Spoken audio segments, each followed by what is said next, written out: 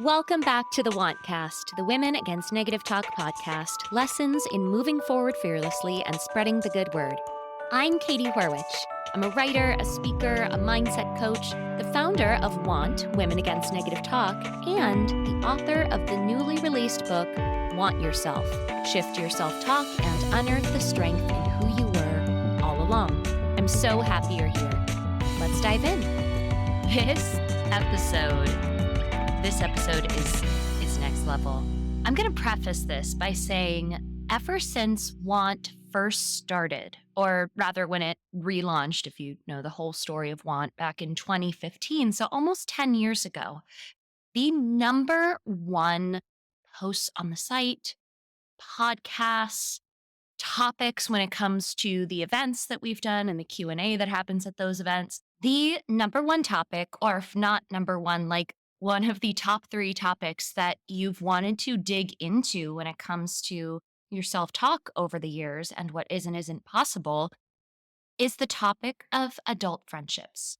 How do I make friends as an adult? How do I keep friends as an adult? How do I find friends who are aligned with this stage in my life? How do I shift the self-talk around what is and isn't possible around friendship? And this has stayed consistent. I'm not kidding you, over the course of these 10 years. I would even say that in the latter half, so the last 5 years of those 10 years, that topic has become even more urgent for people. And I include myself in that mix, whether it is simply growing and evolving and getting older, or moving to a new city or country or state, wherever it is, whether it's a life stage, so getting married or having kids or starting or stopping a job. It seems to me that we are all so hungry for specific types of friendships that nurture specific parts of ourselves, but we don't necessarily know how to approach finding and keeping those friends. So, today, on the second to last episode of this season of the Wantcast, before we go on summer vacation, we are talking to the friendship expert. I am not kidding. She has been called the New York Times Friendship Correspondent. We are talking to Anna Goldfarb. Anna Goldfarb is a friendship journalist who has reported for outlets including the New York Times, The Atlantic, Time Magazine, Vice, The Cut, Vox, and The Washington Post. Like I just mentioned, she has been called the New York Times Friendship Correspondent. So cool. And she's written hundreds of articles that explore the nuances of friendships, relationships, and pop psychology. She lives in Philadelphia, and her new book, Modern Friendship: How to Nurture Our Most Valued Connections, comes out today, June 4th. This is, I think, maybe the most perfect book to kick off summer. So many of us have these associations with summer, with adventure, discovery, playtime. We're talking about all of this in the Want community this month. If you're not a member, definitely head over to Substack and check that out. But so many of us end up feeling really lonely or unfulfilled or left out in our summers of adulthood. And that's not necessarily about what is going on in real time. It's because we've built these expectations of what friendship and playtime and togetherness should and shouldn't look like, and crave that feeling that maybe we had in childhood, or maybe we've never had in our lives, but we see around us or on TV. Anna and I dive in deep today. And I mean, this might be one of the most immediately actionable and useful episodes of the Wantcast in all of our 9 seasons. And yes, we answer all of the big questions. How do I make friends? How do I keep friends? What if I'm an introvert? What if I have trust issues? We talk about it all.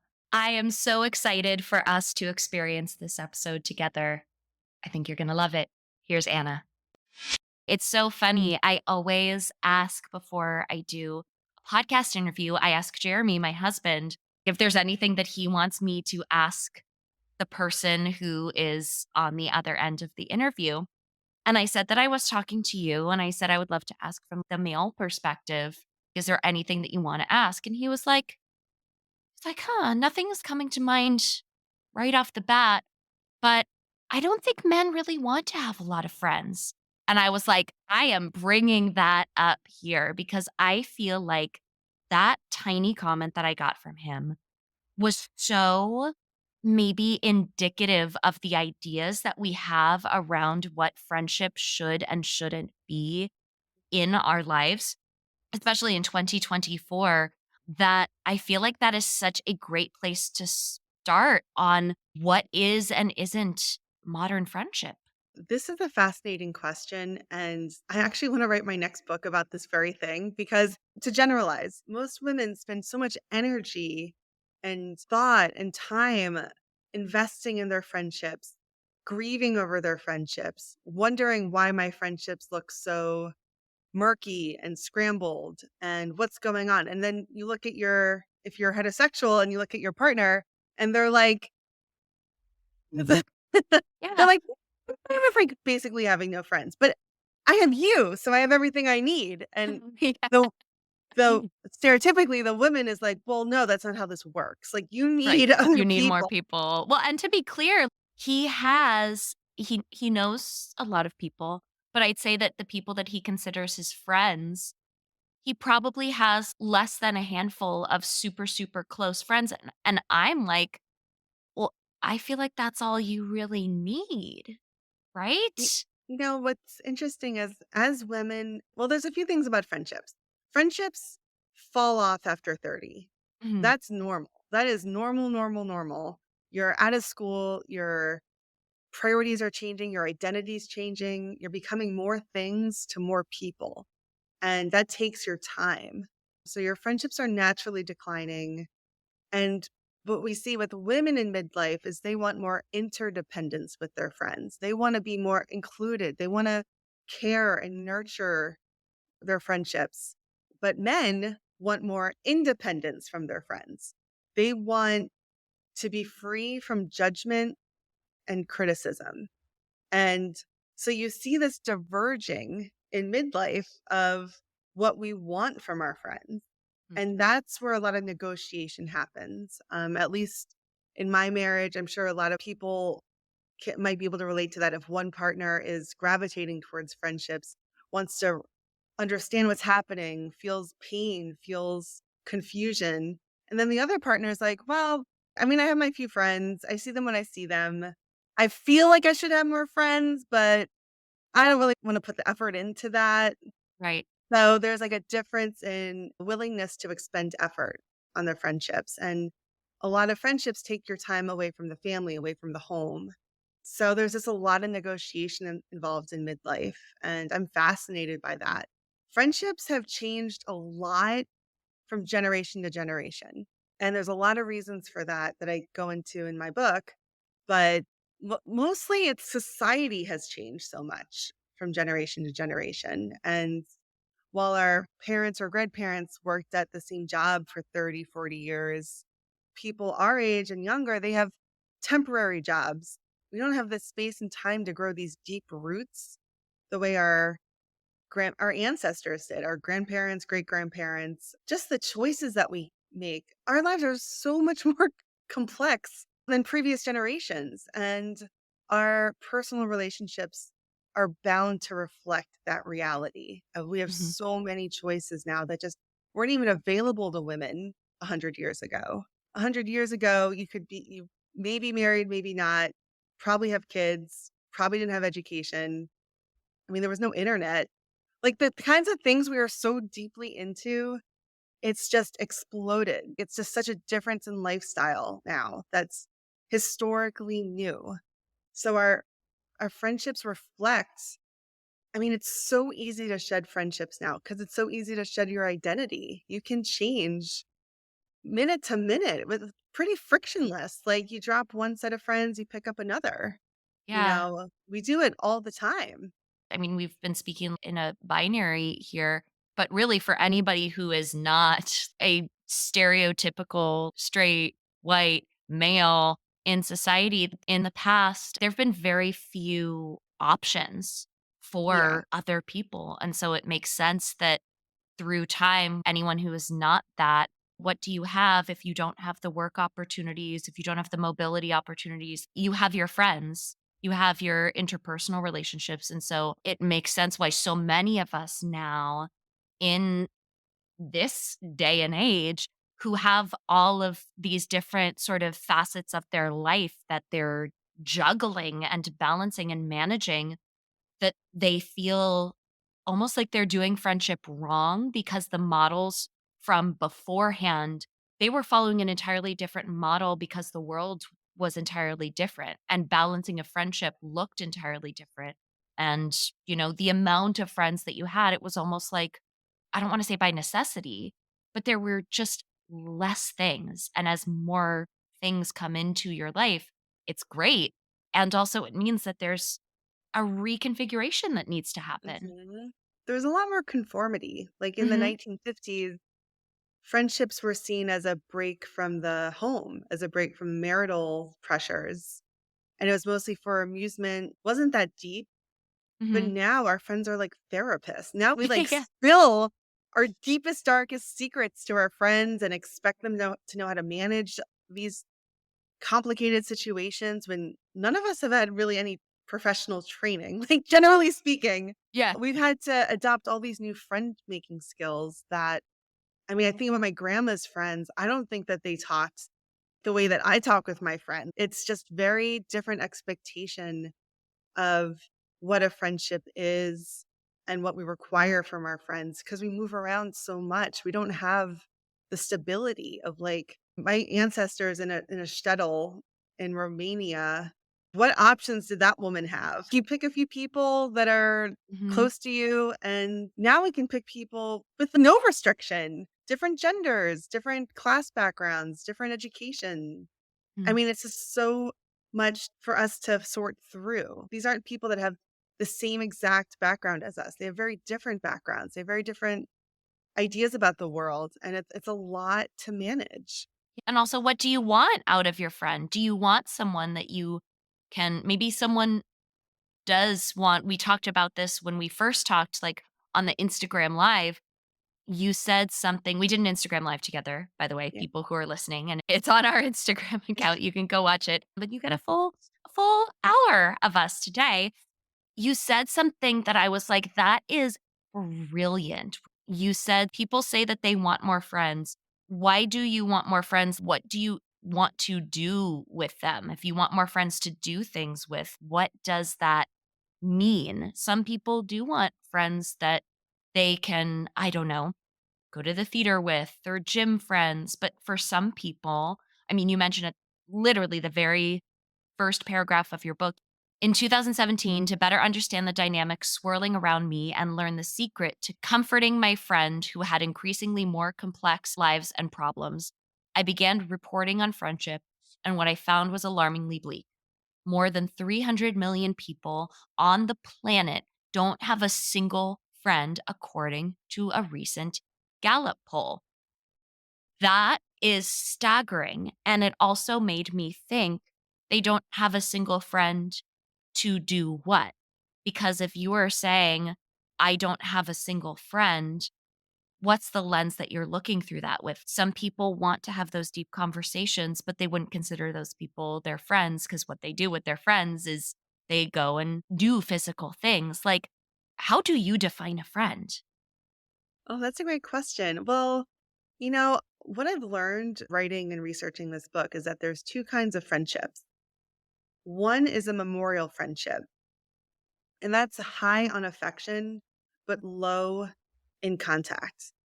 Then there's an active friendship that's wicked high in contact, and it's high on passion or hobbies or something you're interested in today.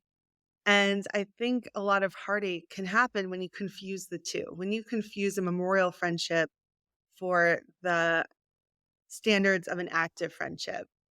So that helped me understand friendships a lot because we have lives now where it's more of a spoke model, where we're in the center and we have our pockets of friends, a pocket of friend from childhood, from school, pocket of friend from your first job, your second job, your third job, your neighbors.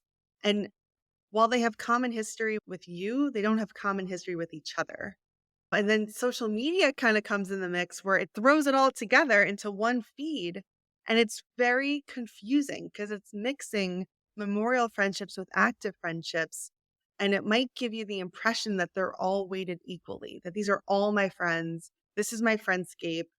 And my expectations are the same for whether we get together every week for yoga or you're my best friend from high school and we talk every 6 months. So I think that when you ask like what a friend is, it's untangling the I don't want to say lie, but the misperception that social media gives us of like these are all your friends. They're a few hundred people that you have some level of affection for, but that's not the full story. And I think that's part of our despair with friendships is because we're using the wrong metric. We have the wrong approach. It's like we need active friends. And I have 3 to 5 active friendships. And those in the book, I call them my jacuzzi friends because they fit in a jacuzzi. The 3 to 5 people where your reason for the friendship is so compelling and it's clear. I know exactly why I'm seeking these people out, and they know exactly why they're seeking me out. I think a lot of people longevity is one of the reasons people cite for their best friend. Well, I've known her for 15 years. She's my best friend. And I think that that sets us up for expectations that might really, I don't want to say impair us, but not every friendship is built the same way and it needs to change and be fluid. And I think people think friendships are static. And I certainly did this too. I thought my best friend from high school would be my best friend forever. We're going to wear muumuus and we're going to have Mai Tais in an old folks home. And I was very attached to that dream of like, this is what's going to happen. And it was a real shock to realize, oh, actually, this isn't how people behave at all. And when we're younger, our lives are so much more simple. It didn't occur to me. I mean, why would it occur to me? But it didn't, it was new information that actually our lives are very complicated and complex. And there are things that happen to us all the time out of our control illnesses, divorces, unemployment, things that impact who we seek out and why, and who's best equipped to help us with our problems. And it's not always the people you might think, which is surprising. Yeah. It makes me think, and you said this word a few times, of the ideas that we have around a best friend. And that is a conversation and a term that I think can be sort of polarizing for people and maybe feels a bit confusing because of longevity reasons, or what does best really mean? What is your take Mhm. on that term? Oh, that's a great question. I definitely have a best friend, but I also know that for maximum well being for women in midlife, studies show you need 3 to 5 close friends. So to think that there's this one person isn't really setting you up for success. I have 3 or 4 best friends. And I've said like, "Oh, I'm out for dinner with my best friend." When I'm out, I'm like, "Oh, it's just me and my best friend," just to reassure my friend that I still think of you as my best friend, just FYI. Yeah. Just to get rid of uncertainty. You're still really important to me. You're my best friend. I think you can have more than one best friend, but it might feel unnatural to think that, especially if you grew up with one best friend where you wrote long inscriptions in your yearbooks to one another and had slumber parties. And that might be our idea of a best friend, like that one person. But I don't think it's realistic to just have one person. I think you really need a few. But I love being told I'm someone's best friend. Actually, Yeah. studies show that people think it feels good to have a lot of friends. Like, oh, if I have a lot of friends, I'll feel so good. I want more friends. But what actually feels better is for someone you admire to consider you their best friend. That Yeah. makes us feel loved and like it's a measure of our beauty and our integrity and inner beauty when I say beauty. Our worth as a friend to have someone else affirm that and say you're my best friend feels even better. So it's not so much who's my best friend as who considers me their best friend and that makes me feel amazing. Yeah, as you were saying that, I was thinking back in times of my life where I have not given people that label Mm, until they've given it to me. Because I think there's a part of me that felt in the past that I didn't want to put a pressure on them if they didn't reciprocate the feeling. I think that for me, it was protecting myself from hurt. I think that both in the moment of like they don't reciprocate my feelings, or what happens if something happens and one day they're no longer my best friend. But once I started to embrace that language, I mean, it's sort of like classic human psychology, right? We stay away from the things that feel good or could potentially feel good because they could also potentially hurt us, right? And Mm.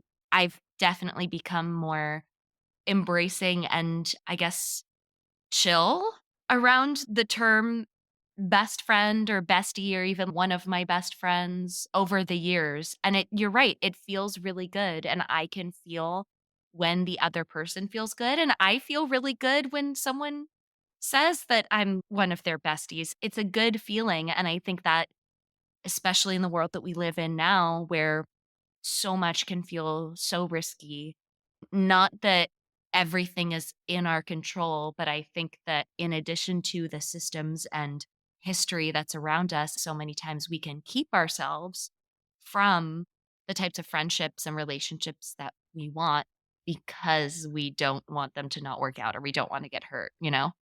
One of the lasting lessons I learned by writing this book was that a gift I can give to my friends is eliminating uncertainty, because uncertainty creates anxiety when you don't know where you stand, where you don't know what the expectations are. And since learning that, I've started telling my friends I love them. I'm really upfront. I just did it this morning. I was Mm. talking to a friend and I was like, I love you. I love you so much. I love your brain. I love your sense of humor. I love that you're in my life." And she was just like, "I love you too." And I wanted to remove uncertainty of, is this relationship important? And I know it's so easy to get in our head with our friends, especially with social media. Like, oh, she didn't like my post. She hasn't reached out.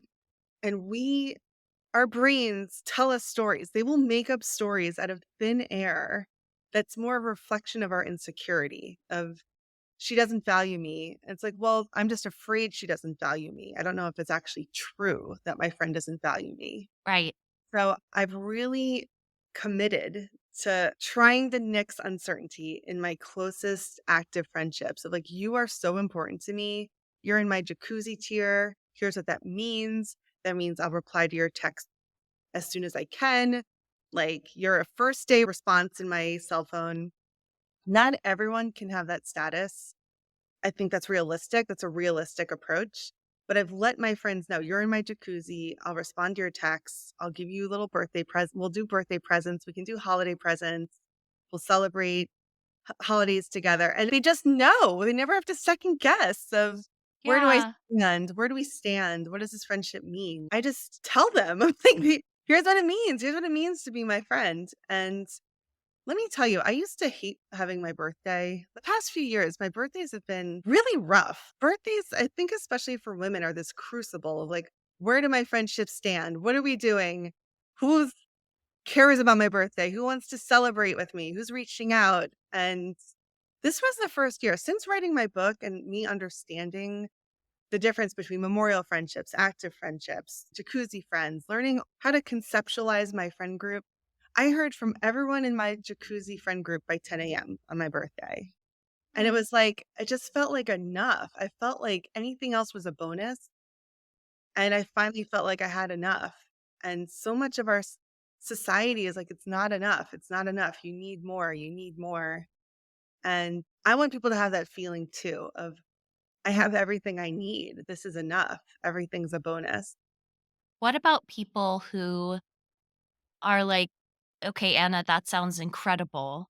And I'm so happy that you had that. And I would love that.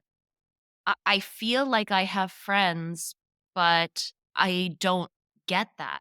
I don't get the feeling that you have. Like, why do we have the friends that we have? And how can we start to shift the dynamic if it is Mm, lackluster? There's a conversation that has been going around the last few years around friendship breakups. And I'm mm. like, but is that the way? If our lives are so in flux, then shouldn't we also think that maybe our friendships will go through seasons as well?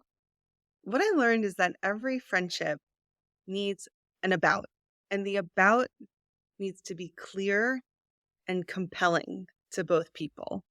What you can do with this information is really understand the about of your friendship. I think people think affection is enough to sustain a friendship for a long time, and humans don't work that way. Humans have their own priorities and their own needs. And in writing this book, I came across the idea of choice theory. And choice theory was developed by Dr. William Glasser in the 60s. And basically, he identified we all have five inherent genetic basic needs. We all have these. And it's survival, power, love and belonging, freedom, and fun. So every behavior that we do is an attempt to satisfy one of those needs. When you understand this about people, you can look at your friendships and say, what needs do I help my friend with? Do I help with their survival? Do I help watch their kids so they can go to a doctor's appointment? Like power, do I help them with their work? Do I help network with them? Do I help introduce them to opportunities? Love and belonging. Do I help them feel love? Do I express love? Do I make them feel included in my life? Freedom is self expression. So that's like art, creativity, feeling like you can be you. Do I bring that out of my friend? Are we in a band together? Are we in a creative project together? And the last one's fun. Do we have fun together? Do we do fun things that we both really enjoy? And when I learned about choice theory, I could look at my friendships that were struggling and I could evaluate them through that rubric of, do I help them with survival? Well, no. Do I help with power? No, we don't even work in the same industry. Do I help with love and belonging? Well, we haven't hung out in 8 months. So clearly not. Mhm. Then you go through and you're like, oh, I can see why this friendship doesn't feel isn't thriving, doesn't feel nurturing. What we can do with this information is we know abouts can change, be outdated, or be absent. And how this impacts our friendships is we can start a friendship, you and me, Katie, on having books, and we love Mhm. it. We might find that we have something else deeper in common. We both really love Fallout Boy. Well, guess what? You're my Mhm. Fallout Boy friend now. Now we go to Fallout Boy concerts. I love that that was the example that you gave. I love Fallout Boy. So, They're great. with my best friend, I have unlimited abouts. We talk about family, we talk about work, we talk about TV. We have so many about. That's not an issue. We just went away for the weekend. We talked nonstop. So Mhm. we have no shortage of abouts. They can be outdated, like your friend from childhood who, what do we talk about? Well, we talk about our hometown. We talk about people we grew up with. Well, how often do you want to do that? It's not very compelling. It's clear, but it's not compelling. So once you understand why people choose what they do, you can go to a friend and say, I want to spend more time with you. How can I help you with things that you care about? And your friend might say, well, I want to move my body more. I would like to start a walking club. Great, let's do a walking club. Well, now the about of the friendship is walking, moving your body. There's tools we can use to understand why friendships are working or not. With survival, I see my sister every weekend and I help watch her kid so she can take a nap. And she keeps me close. She replies to my text messages because I'm helping her with something important to her. That's really the key, is identifying what's important to your friend and offering to help with that. That will make people more likely to keep you close. And then once you're close, then it's the interpersonal skills. It's understanding how to offer comfort, how to give advice, how to be a teammate. So it's really a two-pronged attack. It's like, how can I help my friend with what's important to them? And then once I'm with them, how can I make them feel validated, seen, loved? And boom, you have a wonderful friendship. Like that's the ingredient. Yeah. What about when it comes to long distance friendships? Well, long distance, you're at a real disadvantage because it's much harder to have regular interactions when you're long distance. It's not impossible, but I think you have to accept that the friendship dynamic is going to change because someone Mhm. moves away. That means that they have new priorities, they have new obligations, they have new concerns. They might want to surround themselves with people who can help them with information to their life today in their new community. Mhm. It's not a personal withdrawal. It's just how do people operate? What do they need? And living apart, it's a lot harder to meet those needs. So I think that you can always say like the door's open. I love you, but I think there's a sadness when friends move away because they know it's going to change. I Yeah. mean, it should change. It has to change. When a friend moves to a new community, what's important to them is, well, survival is a whole new rubric of information. Schools, jobs, they're going to find people close to them that can help with information that will improve and better their life immediately. So it's going to be harder to seek out older friends. It's not out of, I think this is the way it goes. It is really sad. I mean, we have more ways to stay in touch than ever before, and it's cheaper than ever before. But a lot of us don't take advantage of that. I could FaceTime my friend across the country every morning if we wanted to. Why Mhm. don't we? And if you think about it through choice theory, it's like, well, what information do I have for her? And how important is that information? She's probably going to pick people closer to her that can help her with immediate concerns in a way that I can't. I can't just go over and help watch a kid or walk her dog or help her with her life, help her run her life. Right. Like, even if your friend is telling you something about something that happened in a social situation or at work or walking down the street the other day, because you're not there, there is a level of, you can obviously listen and empathize, but there are abouts that can't be filled there because you're not there. It's a lot of practical help. And when the older we get, the more practical help we need. Mhm. We have homes, we have we have children, we have pets. Like we need more practical help, Mhm. in a way that in 8th grade you didn't really need it. Or like people who know the same people so Yeah, they can, I think about if someone is going through an issue and they're telling a friend who lives across the country and doesn't really know the nuances of the other players in the yeah. story, there's like a level of support that can be given. But there's just, I think that navigating that, especially if you're a very sensitive person who's like, but I want to help, I want to be there, that can be really heartbreaking to not be able to be that person. It's not nothing, it's just gonna change. The dynamic's gonna change. I have a friend in San Francisco who just lost her cat, and I was really upset for her. I had sent a donation to a local animal shelter in her cat's name, and I sent her a little weighted blanket to help, like, just calm her. So there's things we can do for friends that we really care for. We can show affection, we can show up, but I also know that if I'm expecting more closeness, I'm gonna be disappointed. This is the way the friendship we don't live in the same town. I can't go over and drop off flowers or some cookies. I can send stuff and help her get those good feelings. And I do that because she's important to me, and I understand exactly why she's important to me. I understand the about of our friendship is clear and compelling for me. So I want to invest energy and time and money into making her feel nourished. So that's what my book I really hope will help people see is friendships come in all different containers and different sizes, and they're wonderful. They feel so good to have, but we're also limited. We have some pros and some cons in our society, and this is one of the pros is I can send her gifts. I can send her something from Amazon of I mean, we hate Amazon, but I mean, it is But convenient. it So, like, I people can use send it. her something from Amazon, but I can't go over and give her a hug. So that's just what we're working with.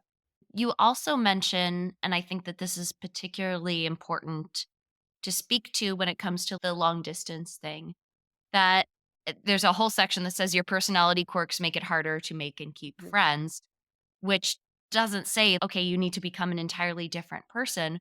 But you also mentioned that there are two personality traits that reduce one's capacity to make friends. That is high introversion and low trust. And I'd love to talk about both of them, but particularly the introvert part, because that is Mhm. something that a lot of introverts struggle with. How do I make new or more or closer friends without becoming an entirely different person, and also not setting the other person up to believe that I'm someone that I'm not, that I'm going to be hanging out all of the time, that I'm going to be extroverted all the time. Let's have the introvert conversation. Mm. Well, I love that's a great question. And what I want to emphasize is that every friendship can be negotiated. There's a lot of negotiation. So if you're an introvert, you can still make connection with a handful of people if the about is clear and compelling. If you're like, I love Dungeons and Dragons, you love Dungeons and Dragons, let's play Dungeons and Dragons. Oh, great, we're having a party after. And it's like, well, I'm not going to do the party, but I'll do the Dungeons and Dragons. You can negotiate what you are comfortable doing or not doing. If you have more extroverted friends that invite you to things that you don't feel comfortable with, you could be like, well, I'm going to sit that one out, but I'd love to do one on one coffee with you next week. You can always come back with something you are comfortable with. I don't think introversion as an excuse is going to be very helpful for those introverts out there. Like, well, I'm introverted. Guess I can't have friends. Like, Right. there's Yeah. other introverts too, but it's really about being clear about what your limits are and what you are willing to do. Mhm. I'm willing to go to a movie with you. I'm willing to learn how to knit with you. I'm willing to hang out and have a picnic in the park with you. There must be something that you're willing to do. Mhm. And introverts can still care about other people. And it's about finding ways to help your friends that also is within your comfort zone. Mhm. So if you want to help a friend at work, but you're more introverted, it's like, well, maybe we can both read the same book and talk about it. There's other ways you can find connection about things that you care about deeply, but you can negotiate the parameters around it. So Mhm. you're not being someone that isn't true to you. Yeah. I have friends in my life that are introverts and we find ways to connect around it. We do things that their comfort level. It's more one-on-one, Mhm. and I love that, and I accept that, and that's fine. Yeah. I wouldn't want them to do so I mean, I'm an extrovert. Who isn't? That That writes writes about friendship. friendship. I'm Yeah. probably an extrovert. Yeah. Um, Speaking to the introvert who wrote about uh, your inner life and how it plays out in the world. yeah, so being an introvert, you can still care deeply for people and negotiate what you are comfortable with, and Mhm. as long as you say yes in a way that makes you feel like, honored, that you're not doing something you don't wanna do. That sort of goes back to the beginning of this conversation around the idea of what friendship is and how it's been modeled for us, and the quantity versus the quality Mhm, model, whether that has to do with amount of people or amount of time. It sounds like maybe for introverts, an active friendship, if we're using your terminology of memorial and active friendships, an active friendship for an introvert might be less quantitative than an extroverted active friendship.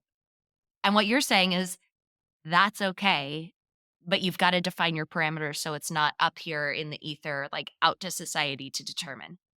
yeah, and love introverts. I married an introvert, I love him, and not everyone has the same interest or capacity for friendship, and it might even be introversion, like, when I lost my dad, when I was grieving, people their capacity for engaging with others is gonna change all the time. So, as long as as you communicate with your friends, I'm laying low this season when things change and I pop up for air, I'll reach out, and then I make a note in my calendar to actually reach out. Yeah. It's important to be true to your word. Mhm. As long as you're true to your word, go forth. Godspeed. As long as you're honest and open of, "Here's what I can do. I can't do this, but I can do that." Mhm.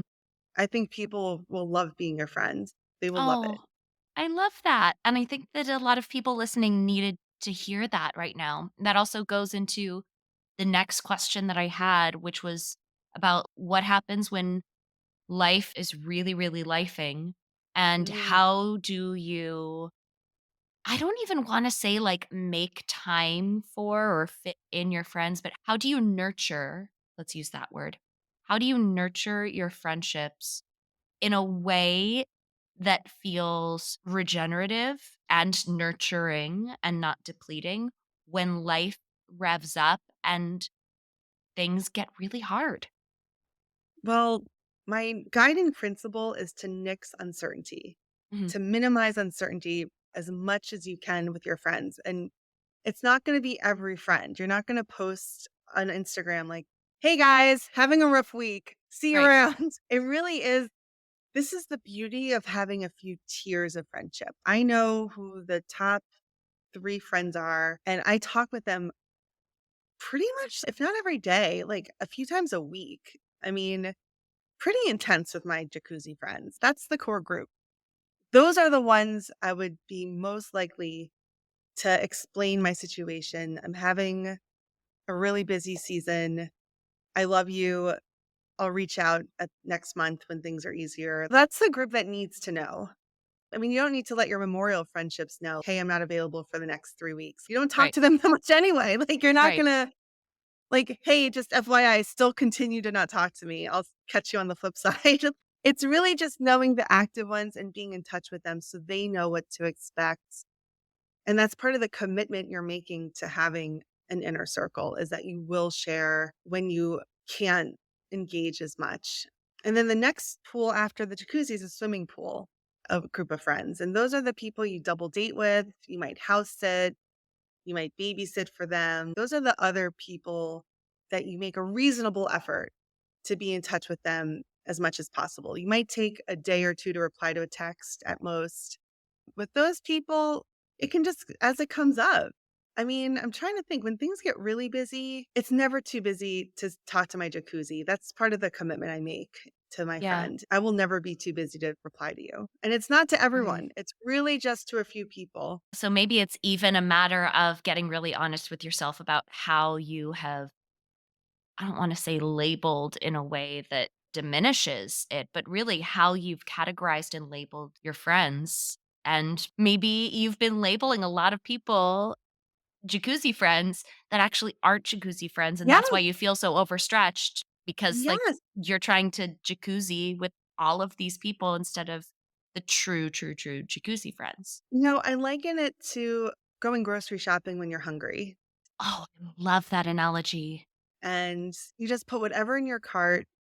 You don't have a plan. You're driven by desire. It's like, okay, I'm going to get mozzarella sticks from the hot bar. I'm going to get some ice cream. I'm going to get a slice of pizza. Like, and then That you leave. rotisserie chicken looks good. Yeah, like I'm going to throw a whole chicken in. I don't know when I'm going to, I'll figure it out. And then you get home, you're like, well, what is this dinner I'm going to have? I have mozzarella sticks and a whole chicken. As opposed to when you're full and you have a shopping list and you know exactly what's supposed to be in your cart, and then you have a healthy meal. And I think our friendships are a supermarket now. That is what it feels like. And if you don't know how to regard what you're seeing, if you don't prioritize, here's what belongs in my shopping cart, you're going to be so disoriented. You're going to pick the most random things. It's like when I go to Target and I'm feeling like a little spendy or a little sorry for myself, and you just throw whatever in your Target cart, and you're like, maybe I do need a new scrunchie. Who knows? It's really about having a plan. So when life is busy, who's in your shopping cart to mix the metaphor? Who belongs there? Why? And it's a lot more achievable. It's a lot more manageable to have three people you talk with all the time who know you and understand you, and you are working together towards goals and dreams that you both have. That's my message. That's my hope is that people will understand we are in a supermarket. We are overflowing with choice and pretty boxes and delicious looking things. And we have to really educate ourselves on how to have that social nutrition that belongs. I love that. I have one more question that I got from other people that I wanted to ask you that I'm going to summarize here because I got some version of this from multiple people. When friendships, and I think that this happened for a lot of people really post 2016 and really post 2020, when friends have differing views on social or political issues that you didn't realize they had differing issues on, and that's at odds with what you believe, and it's something that's really important to you. How do you manage the evolution of that friendship without it just completely going sour? Because I saw that happen in a few different relationships, especially over the Yeah, pandemic. I just want to validate that that is a real thing. That is an absolute, real, understandable concern. And that is one of the top 5 reasons why friendships dissolve is because of a mismatch in values. And realizing you have different political views is absolutely a reason people take a step back from friendships because it's not just the view, it's like our morals are different, our values are different. And this is really alarming to me that our values are so divergent. With that said, it doesn't have to be the end of a friendship unless the views are so extreme that they're intolerable to you. I wanna think it's like on a spectrum. Is there something that you can sort of just not see eye to eye on? Is it cool? Or is it like, wow, we are so on polar opposites of this issue that is so important to me. I'm gonna have to reevaluate whether this is even a match.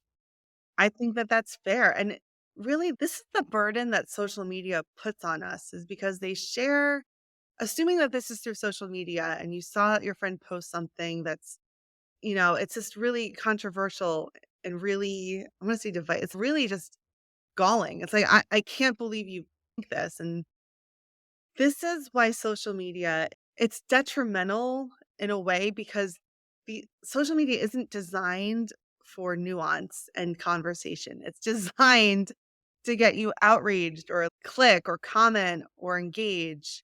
What I find is if you're in person and someone mention something different, there's room to talk about it. I mean, some of my friends have different views, but we're in person and I could be like, "Oh, that's interesting." Well, then I could sort of explore it with them, but social media doesn't give you that opportunity. It's not built for that. So, my first thing is get off social media. But if you Yeah. can't do that and it's already happened and you already saw, I think being in person, if this is a really close friend that you have a clear and compelling about with, my hope is that you can come together and have a respectful conversation about it. I don't think it's a death knell for a friendship. I think everyone's trying their best and are using social media in a way that they think might be the most effective way to share their views, but it actually really negatively impacts their close relationships that I've seen. So I guess it would depend on how important this friend is to you and if they're close by. Sometimes you see someone from like a friend from childhood and they post something and you're like, "Oh my god, I can't believe like this person's dead to me." That's such a reality that we have is what do you do with information? There's no mechanism to see each other for the humans that we are, the full complex organism that each person is. And you don't even see the good things about the other person. You're so focused on this negative perspective. So I think I'm rambling a little bit. I mean, it's just really unfortunate that social media impacts our friendships this way. Is it over? It really depends. I think it'd be sad if people ended their friendships based on these things when I think we have more in common than not usually. Yeah, maybe it's moving someone from like, what's outside of the swimming pool, We're all you in our know? own little bubbles too, just to extend the aquatic metaphor, but a lot of us are in different bubbles. And it can be really jarring to realize like your bubble's coming up against a friend's bubble. Oh, wow. Your lived experience is very different than mine, and your perspective and values are very different than mine. But that is one of the biggest reasons that friendships collapse is the mismatch in values. So it's really up to us of how we want to handle it. And it's so much easier in person to gently inquire. It's like, well, how did you come to that view? Well, what about that? And then it's like, oh, I didn't think of that. Or Then the if they're like, "Ooh, this confirms we're not aligned on this." Yeah, moving from the swimming pool to the water park. Yes, I love it, yes. And also, people underestimate the influence that they could have on their friends, and you might be able to open their mind to something that they didn't even know or consider or share a viewpoint, and you're not gonna be as successful with that on social if the conversation is on social media. Just in my own experience, I could be friends with someone with different viewpoints as long as they're respectful and they're open to different information, you know what I Right. mean? Like, Yeah, and it's not I one of really your make break things. Yeah, but it really depends on how it comes up and if the person's like, "Oh, well, I never thought of it that way. Oh, that's interesting." It's like, yeah, how are we gonna affect change if we just stop communicating? Right. Like, how does that help? Who does that help? What Yeah. leave us? Yeah. Well, that kind of goes back to what I mentioned in passing earlier, the conversation around friendship breakups, where I feel like that is, I mean, maybe some friendships require like a formal breakup, but I think my personal view is like you never know where life is going to take you. So why break up and say I'm breaking up with you as a friend when it's like, all right, no, you're now in the water park or you're an ocean friend or you're a, Yeah. whatever we're going to Well, use for the water metaphor. I think people overestimate how much knowledge they have about any interpersonal situation. Always surprised. I'm always wrong a little bit when I think I know what's up with a friend or a situation. Then you come back together a few years later and you're like, "Oh, I totally missed a lot of what was happening." You know what I mean? Like, I'm wrong a lot about friends where I think, "Oh, this friendship's over. It's dead. We're done." And then, but 10 years later, they get a job at somewhere you wanna work. You're like, "Oh, there's my friend. I should reach out to her." You never know. No. You never know. You And you never never know know. who you are going to become in your life, Yeah. right? You never know where life is going to take you. Sure. Well, I'm just trying to be open. I don't know everything. Everyone's generally doing their best, but we don't know a lot, and our lives are so complex now. Like, let me just try and, you know, just keep my side of the street clean. Well, before we get to the final three questions that I ask everybody who is on the Want cast, I would love to know after so much work writing this book and doing the journalism that you do around friendship, what is the biggest surprise that you found and the biggest takeaway that you hope people take away from your work and from your book that could actually be kind of life changing? Those are two great questions. The biggest surprise was how much control we have over our friendships. I always felt like my friendships were this wild pack of horses that I was trying to rein in, and I'm getting dust in my face. And I'm like, what is up with all these wild horses? How am I going to make sense out of any of this? And I was surprised to find that people generally act based on a few common reasons. We all are making these choices to meet the same set of needs. That was a huge surprise. I thought friendships were more this magical, mystical quality. And it's like, oh no, people act as predictable ways to meet their needs. It's like, oh, well, I can help my friend meet those needs. Oh, and then they love me and they keep me close. This isn't as nearly as challenge. I got the mindset right, I find friendships to be a joy. I used to find them really I was guilt ridden. Am I doing enough? Am I reaching out enough? Is my friend mad at me? Like I have this constant reel of guilt and sadness and frustration. And now I just feel really calm. I understand what's happening and why. So I was surprised that friendships could feel like that because they just felt unmanageable. I mean, they felt like a pool of toddlers, like trying to get toddlers to bed. And the biggest takeaway from the book is I want people to feel empowered. It's not so much who will have me as a friend. It's who do I love and admire? Who do I want to be a wonderful friend to? Who do I want to bear witness to and watch them grow and achieve their dreams? And I want to be a part of that. And that's the biggest takeaway is I think people go into books about friendship thinking, how do I get the friends I want?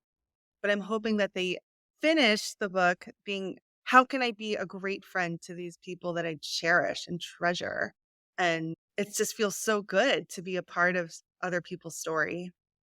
I love that so much. That is the best note to end on. So, if people want to find you, find more about you, get your book, obviously, where can people find you? I'm on Instagram. Oh, I have a Substack. I have a Substack called Friendship Explained, where I explain friendship concepts through a pop culture lens. I'm having a lot of fun with that newsletter. And I'm on like all social media at Anna Goldfarb. So I was lucky Fantastic. enough to get that name, but I welcome anyone, please contact me. Let me know how your friendships are, how we can help. And Katie and I are here to help people We're here for figure it you. out. Yeah. We're here for you. We're here to that's the thing we connect on is we're both here to like help people. Yeah.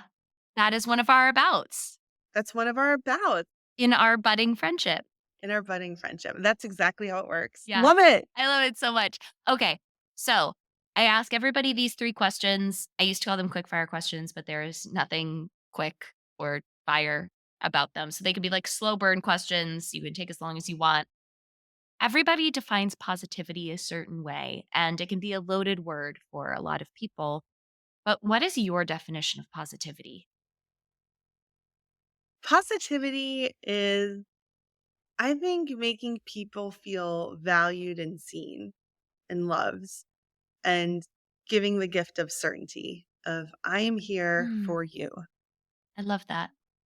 All right. Second question is, when do you feel the most like yourself? Oh, I love this question. Definitely with my cat on my lap and my husband at my side, and we're watching something like something like Dr. Phil or something stupid. Like, then I feel like I've achieved my true form. Like, no bra on. I hope that's okay to say. No bra, cat on my lap, and just watch like a Vanderpump Rules. I'm like, I have achieved my ultimate form of just this is does not get better than this. It's truly the best. All right. So, last question. There's a little bit of context here. I define fearlessness as when the fear you have of a situation, a thing, is less than the faith you have in yourself. So, fearlessness is when the fear is less than the faith.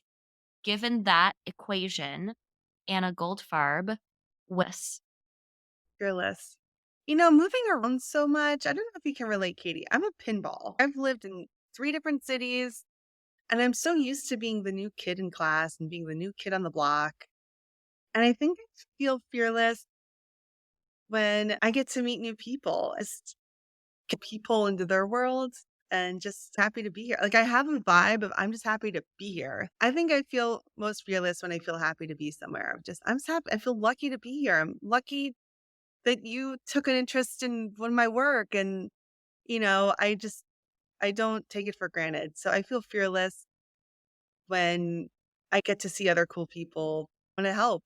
And that makes me feel fearless. Like, I can help. What can I do? How can I be part of it? yeah, like I see how I could be a part of this in a positive and additive way, and I know that I can. So let's make it happen. I do. And I reach out to people like all the time. Like, I love what you're doing. How can I help? And that makes me feel fearless. And that's what I hope our listeners get inspired to do of help. Like, that's something we've been lacking. We've been lacking that in our society. And we can change the tide. You can say, how can I help you? How can I help you? I love that. And that can be a start of a beautiful friendship. Agreed. Hey, this was wonderful. Thank you so much for being on today.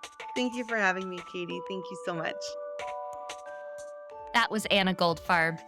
If you would like to read more of Anna's work, get your copy of Modern Friendship, sign up for her Substack, and dive into everything friendship related with Anna, head on over to the show notes or womenagainstnegativetalk.com to find all of the ways that you can connect with her. Also, if you loved this conversation and want more of it in person, Anna and I are going to be doing an event at Guildhall in East Hampton on Sunday, June 30th. So if you'd like to join us, we would love to see you there. Make sure that you're signed up for our newsletters, and we will make sure that you have links to buy tickets right when they come out.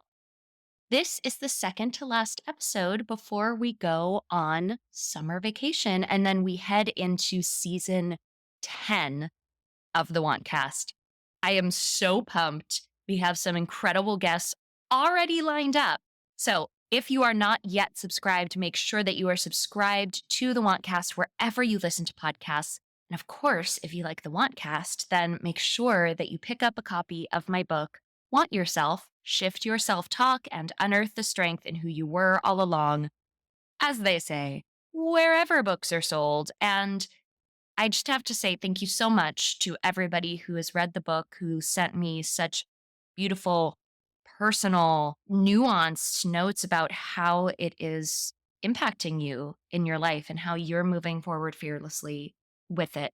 I've been reading reviews of the book on here from Amazon and Goodreads. So if you have not yet left 5 stars and a review telling people why you love it, make sure you do that. And make sure that you do that for the Wantcast too. It really, really helps the algorithm say, hey, this is a book in the case of Want Yourself, a podcast in the case of the Wantcast that belongs in people's ears that can really, really help someone. So I wanted to read a Wantcast review today as we wrap up the season. This is a 5 star review from Rachel MK55. And this is a great example of how these reviews can be short and sweet and super impactful. This review is titled Uplifting Without the Toxic Positivity. Rachel writes, a non one size fits all approach to personal growth. Amazing. That is exactly what we intend to do here on the Whatcast. So I'm so glad that that is what's received and that's the impact. I'm so deeply grateful that you joined me and Anna today on the Wantcast. I know your time is valuable and I'm just so deeply grateful. And I'm just truly so honored that you choose to spend your time here with us on this podcast. As always, move forward fearlessly, spread the good word, and be the you know you're meant to be. I'll see you in 2 weeks. Take care. Bye bye.